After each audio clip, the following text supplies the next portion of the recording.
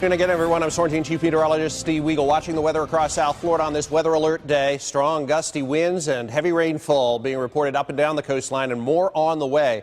Through about 7 and 8 o'clock tonight, possibly even longer. We're watching another round that's moving into the west coast of Florida. Here's a look at our threats as we get into the late afternoon and evening hours. Really, the biggest threat will be wind, gusts of 55 and 60 miles an hour, much like yesterday where we saw wind damage across the Treasure Coast. Tornado threat is slight. There is some rotation to some of these cells as they move through, so we're watching that. And lots of lightning strikes, street flooding also possible. So one round of storms is now moving off the coastline. We get a bit of a break for the most part through about the next hour, and then another line moves in about 4:30 to 5:30 this afternoon, and that has a punch to it. It's moving into Fort Myers and Naples, and it'll be into our area late afternoon through the early evening hours. Here's a look at live Viper 5 Max, the heaviest rain moving away from West Palm. We also have a pretty decent cell pulling through Lantana around Ocean Avenue, through Manalapan, Lake Worth. Another one right there. That is very close to our radar site, so that's Lantana and 441.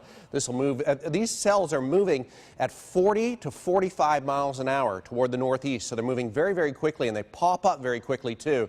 So really keep an eye to the sky and keep it here, because we'll keep you up to date whether any severe weather develops. There's another strong cell moving into Hobe Sound now, Bridge Road, Zeus Park, into Jupiter Island, and this one also has some heavy rainfall, potential for a little bit of lightning too. So we'll keep you up to date here. Of course, full coverage coming up at 4 on the Now. Back to regular programming.